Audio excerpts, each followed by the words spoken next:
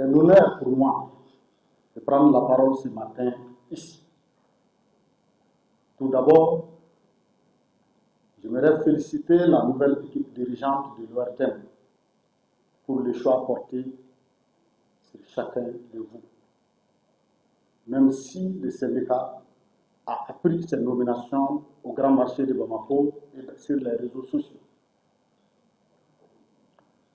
Je profite pour rappeler que, face aux défis actuels de l'ORTM, 6 ans sans amour pour le personnel, 6 ans sans les droits de l'INPS, sans fonds social ni mutuel pour le personnel, à tout ceci s'ajoutent les retraités de 2024-2026 qui n'ont perçu un franc de leur pension. Ceux de 2026 se préparent pour aller également à la retraite dans cette même condition.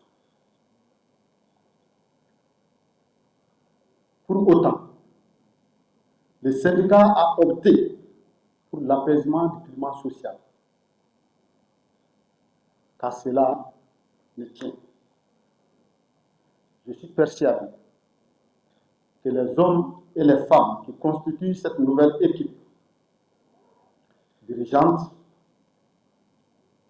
pourront relever les défis de la feuille de route.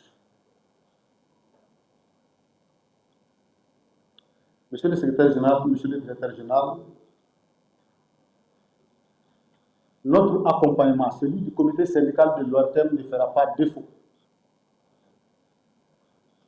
J'invite alors chacun de nous à faire violence sur soi afin que les objectifs soient atteints.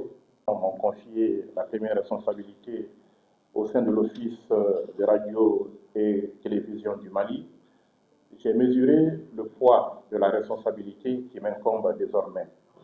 Mais je me suis vite rassuré en me disant que je ne suis bien évidemment pas seul, que je pouvais compter sur des hommes et des femmes de qualité, compétents et engagés pour leur service et pour leur parti.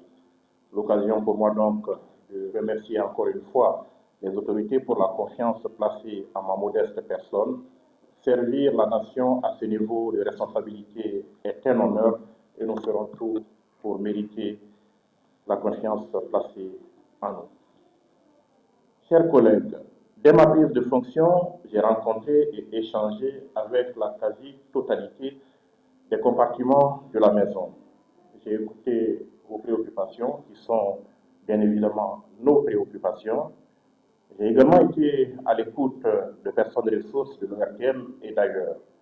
Les institutions qui savent se réinventer lorsque les circonstances l'exigent.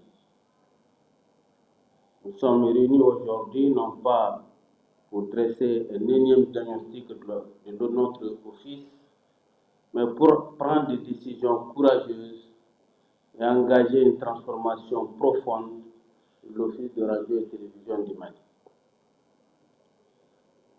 Dans un monde où les guerres se gagnent aussi par l'information, où les opinions se façonnent en quelques secondes sur les plateformes numériques, où la désinformation et les manipulations informationnelles menacent la cohésion des États, le Mali ne peut se permettre d'avoir un audiovisuel public qui avance au rythme d'hier.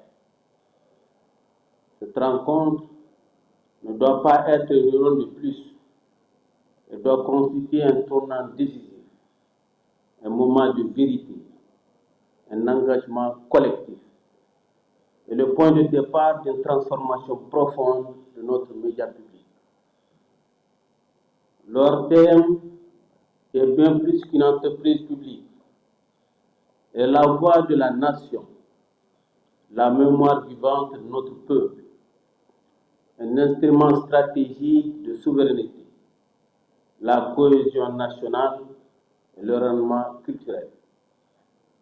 Dans un contexte marqué par des défis sécuritaires, informationnels, technologiques et géopolitiques, elle doit être à la hauteur des attentes du peuple malien.